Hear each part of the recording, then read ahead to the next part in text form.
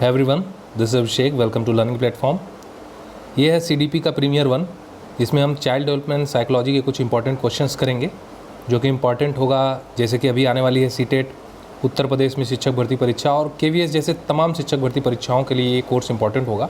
इसमें हम हर तरह के साइकोलॉजी के क्वेश्चंस को यहाँ डील करेंगे और जो भी इनसे रिलेटेड प्रॉब्लम होगी उनको हम सॉल्व करेंगे और उनसे रिलेटेड कोर्स वीडियो भी हम प्रोवाइड कराएंगे। तो बिना लाग लपेट किए शुरू करते हैं वीडियो को। तो पहला क्वेश्चन है, शिक्षा का उद्देश्य होना चाहिए विद्यार्थियों में व्यवसाय कुशलता का विकास करना, विद्यार्थियों में सामाजिक जागरूकता का विकास करना, विद्यार्थियों को परीक्षा के लिए तैयार करना, विद्यार्थियों को व्यवहारिक जीवन के लिए तैयार करना। तो इस प्रश्न में कह रहा है कि शिक्षा का जो मेन उद्देश्य है, मुख्य उद्देश्य क्या होना चाहिए। देखिए, अगर व्यावसायिक कुशलता की बात करें या सामाजिक जागरूकता की बात करें या परीक्षा के लिए तैयार करने की बात करें, ये किसी एक व्यक्तिगत क्षेत्र से संबंधित है। और जबकि शिक्षा की बात की जाती है तो शिक्षा में सिर्फ पढ़ाई लिखाई नहीं होनी चाहिए या किसी एक सीमित क्षेत्र नहीं होना चाहिए। शिक्षा अपने आप में व्यापक होती है और ये पूरे क्षेत्र को कवर करती है। तो इसलिए यहाँ विकल्प डी सही होगा, विद्यार्थियों को व्यवहारिक जीवन के लिए तैयार करना चाहिए। अगर आप विद्यार्थियों को व्यवहारिक जीवन के लिए तैयार करेंगे तो वो अपने सब्जेक्ट में जो चीज़ें सीखेंगे उन्हें अपने जीवन में भी उतारेंगे, जैसा कि व्यावसायिक कुशलता हो या सामाजिक जागरूकता हो या परीक्षा के लिए तैयारी।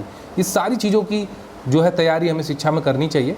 तो इसलिए सही विकल्प यहाँ होगा विद्यार्थियों को व्यवहारिक जीवन के लिए तैयार करना, न कि किसी एक सीमित क्षेत्र के लिए। अगला प्रश्न है, विद्यालय में विद्यार्थियों को कैसे अभिप्रेरित करना उचित है। चुने गए अध्ययन द्वारा, प्रासंगिक अध्ययन द्वारा, गहन अध्ययन द्वारा या सस्वर अध्ययन द्वारा। अब देखिए, यहाँ ये देखना है, प्रश्न को ध्यान से समझिएगा। कह रहा है कि जब आप पढ़ा रहे हैं विद्यालय में, तो विद्यालय में विद्यार्थियों को आप कैसे अभिप्रेरित करेंगे कि बालक उन चीज़ों में रुचि बनाए रखें। एक छोटा 5 साल, 8 साल, 7 साल का बालक है जो प्राइमरी लेवल में पढ़ता है, तो उसके लिए चुना गया अध्ययन ज़्यादा इम्पॉर्टेंट नहीं होगा, या ज़्यादा कहें कि उसमें वो बालक सहज नहीं होगा, क्योंकि वो एक सेलेक्टेड है और टीचर जो सेलेक्ट कर रहा है ज़रूरी नहीं है कि सारे बच्चे उसमें सहज हों। प्रासंगिक अध्ययन, किसी प्रसंग वगैरह के बारे में अगर आप बता के अगर करें तो ये हायर लेवल 6 to 8 लेवल के लिए आप कह सकते हैं, अपर लेवल के लिए उचित होगा। गहन अध्ययन जैसी बात ही नहीं आती है। अगर प्राइमरी लेवल पे एक बालक है, वो वर्णमाला के अक्षर या फिर शब्दों वर्णमाला के अक्षर या फिर अक्षरों को मिलाकर शब्द विन्यास सीख रहा है, तो वो गहन अध्ययन जैसी कोई बात नहीं होगी। तो यहाँ सबसे सही विकल्प होगा सस्वर अध्ययन द्वारा। सस्वर अध्ययन क्यों? क्योंकि आप देखते होंगे कि जब प्राइमरी लेवल में हम लोग पढ़ते होंगे तो जो टेबल्स हैं, जो पहाड़े हैं, जो गिनती हैं, वो एक लयबद्ध तरीके से बालकों से उच्चारित की जाती है। या फिर कभी हम सिखाते हैं तो अ से आम, क से कबूतर। तो यहाँ सस्वर अध्ययन द्वारा बालक सबसे अच्छे तरीके से सीखता है और अभिप्रेरित रहता है, इंटरेस्ट लेके पढ़ता है, क्योंकि सारे बच्चे उस स्वर में उच्चारण करते हैं तो उनका इंटरेस्ट बना रहता है। और सबसे अहम है बालक का इंटरेस्ट बना रहना। इसके लिए अभिप्रेरणा एक सबसे इम्पॉर्टेंट फैक्टर होता है। यहाँ इस तरह से अगला प्रश्न देखेंगे, आपकी कक्षा में एक छात्र देर से आता है, आप क्या करेंगे। आप शिक्षक हैं, आपकी क्लास में बालक आता है और वो लेट है, तो ऐसे कंडीशन में आप क्या करेंगे। उसके अभिभावक को सूचित करेंगे, उसे दंड देंगे, कारण जानने की चेष्टा करेंगे, या उस पर कोई ध्यान नहीं देंगे, सीधे इग्नोर कर देंगे। सही विकल्प का चयन करें।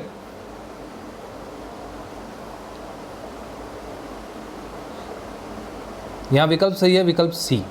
लेकिन सी सही है तो इसके अलावा 3 क्यों गलत हैं, ये भी जानना जरूरी है। उसके अभिभावक को सूचित करेंगे। अगर बालक लेट आता है तो अभिभावक को सूचित करना आपकी समस्या का समाधान नहीं है आपको, क्योंकि सबसे पहले ज़रूरी है जानना कि क्यों बालक लेट हुआ। हो सकता है अभिभावक की जानकारी में हो, घर पे ही वो लेट हुआ हो, तो इसलिए अभिभावक को सूचित करने से पहले सबसे पहला प्रक्रम होगा कि आप जानकारी ले कि बालक क्यों लेट हुआ, उसे दंड देंगे। देखिए, दंड देना पूरी तरह से कानूनन जुर्म है। आप किसी भी छात्र को, किसी भी बालक को आप दंड नहीं दे सकते हैं, ये कानूनी अपराध। तो ये तो कभी भी दंड देना किसी भी समस्या का समाधान नहीं होगा। तो ये किसी भी प्रश्न में आ जाए अगर दंड, तो बिना देखे आँख बंद करके इसको काट दें, उस पर कोई ध्यान नहीं देंगे। देखिए, आप शिक्षक हैं और शिक्षक जो है एनसीएफ 2005 के तहत सुविधादाता होता है, समाधान करता होता है, तो इग्नोर तो आप नहीं कर सकते। तो जानने की चेष्टा करेंगे कि बालक क्यों लेट हुआ, उसकी समस्या क्या है, और उसके संबंध में आप उसके निराकरण संबंधी सुझाव या फिर जो भी प्रक्रम होगा आप उन्हें करेंगे। तो इस तरह से विकल्प सी सबसे सही यहाँ होता है। प्रश्न 4 देखते हैं, बुनियादी स्तर पर मातृभाषा में शिक्षा देना बेहतर है क्योंकि यह बच्चों में आत्मविश्वास का विकास करेगा, अधिगम को सरल बनाएगा, बौद्धिक विकास में सहायता करेगा या प्राकृतिक वातावरण में बच्चों को सीखने में सहायता करेगा। चारों विकल्प आपके सामने हैं। कौन सा विकल्प सबसे करीब है और सबसे सही आपको लगता है? देखिए, सबसे पहले विकल्प ए की बात करें, बच्चे में आत्मविश्वास का विकास करेगा, मातृभाषा में शिक्षा देना। बुनियादी स्तर पर पहले प्रश्न समझ लेते हैं। बुनियादी स्तर पर मातृभाषा देने का मतलब ये है कि यानी कि बिगिनिंग लेवल पे, यानी कि बालक जो प्राइमरी लेवल पे, यानी कि एकदम जब बेस आप शुरू करते हैं तो उस समय आप मातृभाषा में शिक्षा देना क्यों बेहतर होता है? बच्चे में आत्मविश्वास जगाने के लिए। आत्मविश्वास से ज़्यादा जरूरी कि बालक का सीखना, जब वो चीज़ें सीखने लगेगा, उसके समझ में आने लगेगी, तो वह आत्मविश्वास अपने आप आ जाएगा। तो बहुत ज़्यादा तो ये सेटिस्फाई नहीं करता विकल्प। लेकिन बी देखते हैं, अधिगम को सरल बनाएगा। ये भी ठीक ही है, सरल तो बनाएगा ही, क्योंकि बालक अपनी मातृभाषा में सहज होगा सीखने में। बौद्धिक विकास में सहायता करेगा, जब सीखेगा तो बौद्धिक विकास भी होगा। लेकिन जो विकल्प डी की बात करें तो ये काफ़ी वाइड है, व्यापक है। ये चीज़ें एक एक चीज़ों का सिर्फ प्रतिनिधित्व कर रही हैं, आत्मविश्वास का, अधिगम को सरल बनाना, बौद्धिक विकास। लेकिन जो चौथा विकल्प है डी, वो इन तीनों को अपने आप में समाहित करता है। कैसे? प्राकृतिक वातावरण में बच्चों को सीखने में सहायता मिलेगी। ठीक, कैसे?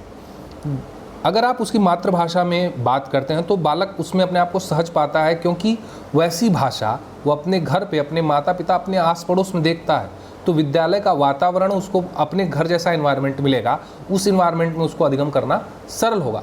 कभी भी बालक को आप प्राइमरी लेवल पे या किसी भी लेवल पे कोई चीज़ सिखाएंगे तो रियल लाइफ के एग्जाम्पल्स देते हैं, यानी कि उसके जो वास्तविक जीवन के उदाहरण देते हैं, तो वो चीज़ें बालक को सीखने में सहायक होगी, क्योंकि वो चीज़ें उसके डेली लाइफ में घटित हो रही हैं, आसपास के जीवन में घटित हो रही हैं। तो जब उसको नेचुरल एनवायरनमेंट मिलेगा, प्राकृतिक वातावरण मिलेगा, तो बालक को चीज़ों को सीखने में काफ़ी ज़्यादा सहायक होगा। तो सबसे यहाँ सही विकल्प जो लगता है वो डी है। अगला प्रश्न है, श्यामपट्ट पर लिखते समय सबसे महत्वपूर्ण क्या है? अच्छी लिखावट, लेखन में स्पष्टता, बड़े अक्षरों में लिखना या छोटे अक्षरों में लिखना? तो श्यामपट्ट पर लिखते समय सबसे महत्वपूर्ण चीज़ आपको क्या करनी चाहिए? देखिए, जब एक शिक्षक श्यामपट्ट पर लिख रहा है तो वहाँ आपकी राइटिंग कैसी है, आप बड़ा लिख रहे हैं, छोटा लिख रहे हैं, इससे कोई मैटर नहीं। लेखन में स्पष्टता यह है कि आप शब्द इतने साफ लिखें कि पढ़े जा सके, और इतना उनका साइज हो, इतना उनका आकार हो कि बालक उन्हें दूर से भी देख सके, यानी अपने स्थान से बैठे देख सकें। तो सबसे अहम है लेखन में स्पष्टता, जो साफ देखा जा सके और साफ पढ़ा जा सके। राइटिंग कैसी है, क्या नहीं है, इससे कोई मैटर नहीं करता। तो विकल्प बी यहाँ सही होगा। बढ़ते हैं अगले प्रश्न की तरफ। अगला प्रश्न है, विद्यार्थियों में अवांछित व्यवहार को किंचित परिवर्तन करने में सबसे प्रभावी पद्धति है? मतलब कि कोई भी विद्यार्थी है, अवांछित व्यवहार करता है विद्यालय में, तो उसमें परिवर्तन करने के लिए सबसे प्रभावी क्या होगा? विद्यार्थी को दंड देना, उसके अभिभावक के ध्यान में लाना, या उसके कारणों को ढूंढना और उनका उपचार करना, या इसकी उपेक्षा करना? कौन सा विकल्प यहाँ सही होगा?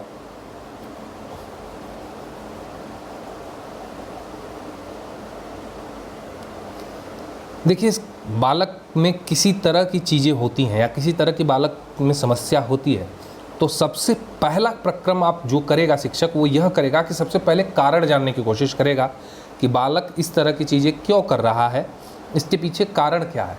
जब तक आप कारण नहीं जानेंगे तब तक उपयुक्त समस्या का समाधान आप नहीं दे सकते। तो दंड देना कभी भी सही नहीं होगा, इसके बारे में हम बात कर चुके हैं। अभिभावक के ध्यान में लाने जैसी चीज़ें होंगी तो लाएंगे, लेकिन यहाँ पे आप विद्यालय में देख रहे हो तो आपको एक शिक्षक के तौर पे व्यवहार में परिवर्तन करना है। अगर हर चीज़ के लिए आप अभिभावक के पास जाएंगे तो फिर आप अपना काम कैसे करेंगे? उपेक्षा करना होगा नहीं, जैसा कि हमने अभी बात की थी कि बालक को अगर किसी तरह की भी समस्या है तो एक शिक्षक सुविधादाता का काम करता है। तो आप उसकी सुविधा अनुसार जो भी उसकी प्रॉब्लम है, उसकी समस्या का समाधान करेंगे। तो विकल्प सी सही होगा। कैसे? अवांछित व्यवहार के कारणों को ढूंढना, ये उपचार का प्रबंध करना। इनके पीछे क्या कारण है, इस तरह के व्यवहार के पीछे क्या कारण है, बालक को किस तरह की समस्या है या किस तरह की उसकी थॉट प्रोसेस है, उसके बारे में जानकारी इकट्ठा करना। उसके बाद उसके संबंध में जो भी उपचार आप कर सकते हैं आप करेंगे। तो विकल्प यहाँ सी सबसे ज़्यादा सही नज़र आता है। तो विकल्प सी के बाद अब देखेंगे प्रश्न नंबर 7। आपको शिक्षक दिवस पर कुछ विद्यार्थियों ने एक बधाई पत्र भेजा, आप क्या करोगे? आप कुछ नहीं करेंगे, आप उन्हें धन्यवाद देंगे, आप उन्हें पैसों की बर्बादी ना करने को बोलेंगे, उन्हें बदले में शुभकामनाएं देंगे। एक शिक्षक के तौर पर आप क्या करेंगे?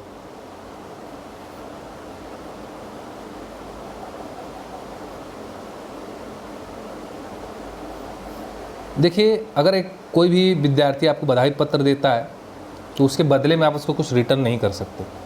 यह ठीक नहीं होगा, क्योंकि बालक पे एक इम्पैक्ट जाता है कि हम देंगे तो बदले में हमें मिलेगा।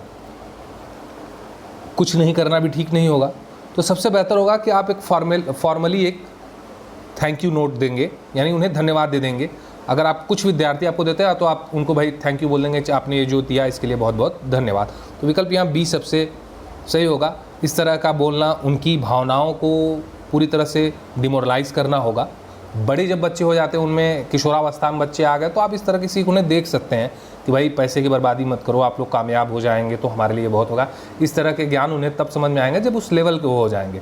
छोटे बालकों को इस तरह का कहना उनकी भावनाओं को आहत करने जैसा होता है। अब बदले में उन्हें शुभकामनाएं देना ठीक नहीं होगा, क्योंकि फिर वो हमेशा एक्सपेक्टेशन रखेंगे कि हम गिफ्ट देंगे तो बदले में हमें गिफ्ट मिलेगा या बधाई पत्र मिलेगा। तो इसलिए सबसे बेहतर होगा कि आप सारे छात्रों को एक समूह में सबको एक फॉर्मल थैंक यू कर दें। तो उन्हें धन्यवाद देना सबसे बेहतर विकल्प होगा, विकल्प बी। प्रश्न संख्या 8 देखेंगे। जब एक विद्यार्थी असफल होता है तो समझा जाता है कि पद्धति असफल है, या शिक्षक असफल है, पाठ्य पुस्तकें असफल है, या यह उसकी वैयक्तिक असफलता है, मतलब इंडिविजुअल व्यक्तिगत रूप से बालक असफल हुआ है। तो कौन सा विकल्प सही होगा?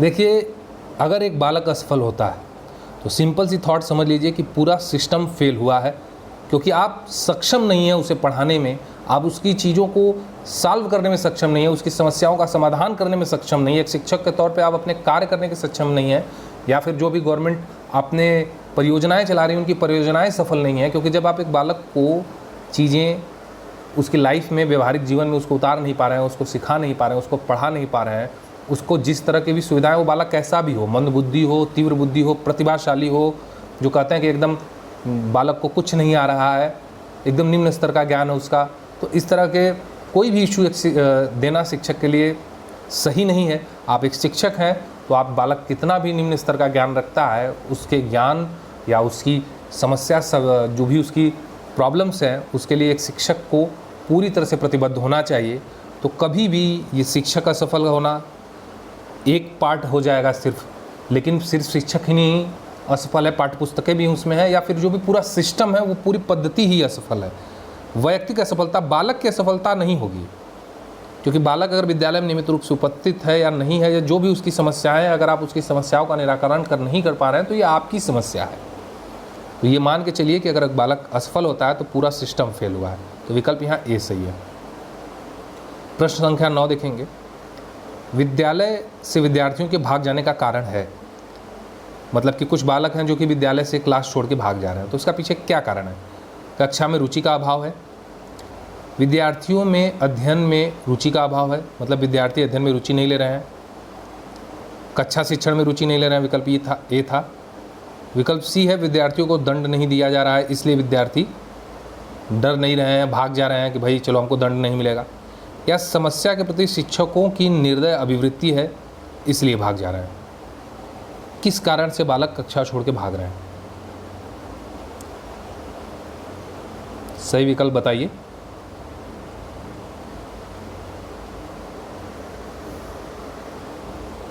देखिए, यहाँ विकल्प जो है डी सबसे सही विकल्प है। समस्या के प्रति शिक्षकों की निर्दय अभिवृत्ति, या निर्दय शब्द दे के थोड़ा कंफ्यूज आपको कर दिया है, मतलब कहना ये चाह रहा है कि जो भी समस्या है उस पर शिक्षक ध्यान ही नहीं दे रहा है, बालकों को कोई प्रॉब्लम हो रही है वो उस पर ध्यान ही नहीं दे रहा है। अब वो प्रॉब्लम सिर्फ पढ़ाई से रिलेटेड नहीं है, अगर बालक चीज़ों पर ध्यान नहीं दे रहे हैं, बालक की रुचि नहीं है, या बालक चीज़ें इंटरेस्ट नहीं ले पा रहे हैं, या उनमें जो रुचि का अभाव है, या वो अध्ययन में रुचि का अभाव ले रहे हैं, या फिर वो दंड जैसे बातें आ रही हैं, तो ये सारी चीज़ों पे अगर बालक नहीं ध्यान दे पा रहा है या इस तरह की चीज़ें उसमें आ रही हैं, तो वो शिक्षक का पूरी तरह से उस प्रॉब्लम पे ध्यान न देना है। शिक्षक रुचि ही नहीं ले रहा है, एकदम इग्नोर कर रहा है। अगर शिक्षक रुचि लेता तो वो समझता कि बालक को ये चीज़ें समझ में नहीं आ रही है, तो मैं ऐसा क्या करूं जिसमें बालक इसमें रुचि ले या उसके लिए चीज़ें और इंटरेस्टिंग हो। तो इसमें शिक्षक पूरी तरह से जिम्मेदार है। तो विकल्प यहाँ डी होगा। समस्या के प्रति शिक्षक पूरी तरह से इग्नोर कर रहा है या निर्दय अभिवृत्ति रखता है। आखिरी प्रश्न आज का, विद्यार्थियों में श्रम की स्फूर्ति का विकास करने के लिए शिक्षक अपने ही श्रम में प्रवृत्ति दिखाएगा, शिक्षक श्रम के महत्व पर व्याख्यान करेगा, समय समय पर विद्यार्थियों को श्रम करने का अवसर देगा, या विद्यार्थियों को श्रम करने वाले लोगों का उदाहरण देगा। मतलब कि आप विद्यार्थियों में श्रम की फूर्ति का विकास करने के लिए क्या करेंगे, किस तरह से आप सिखाएंगे कि बालक को किस श्रम करने से स्फूर्ति आती है, या श्रम या जो भी है ये मेहनत करने से क्या फ़ायदा होता है, या कैसे आप सिखाएंगे। जैसा कि मैंने आपको पहले इस क्वेश्चन में किसी क्वेश्चन में बताया था कि बालक को कोई चीज़ सिखाएंगे तो उसे रियल लाइफ के एग्जांपल्स देंगे, उसके वास्तविक जीवन का विकल्प जो इसमें होगा तीसरा विकल्प सी, बालक के रियल लाइफ के एग्जांपल से, यानी कि समय समय पर विद्यार्थियों को श्रम करने का अवसर देंगे। तो बालक जब खुद मेहनत करेगा तो ये उसके रियल लाइफ की थिंग्स है। अपने घर पे वो कोई काम करता है, उसी तरह विद्यालय में कोई काम दे देंगे, या उन कामों से को रिलेट करके उनको चीज़ें को बताएंगे तो वो ज़्यादा बेहतर समझेंगे। जब वो करके चीज़ें सीखते हैं तो उन्हें अनुभव होता है कि क्या चीज़ें उनमें परिवर्तित हुई। शिक्षक अपने ही श्रम में प्रवृत्ति दिखाएगा तो इससे बालक को समझ में नहीं आएगा, क्योंकि बालक देख तो रहा है कि शिक्षक मेहनत कर रहा है, लेकिन उसमें क्या अंतर आ रहा है या उसके फ़ायदे क्या है या क्या बदलाव महसूस होता है वो बालक महसूस नहीं कर पाएगा।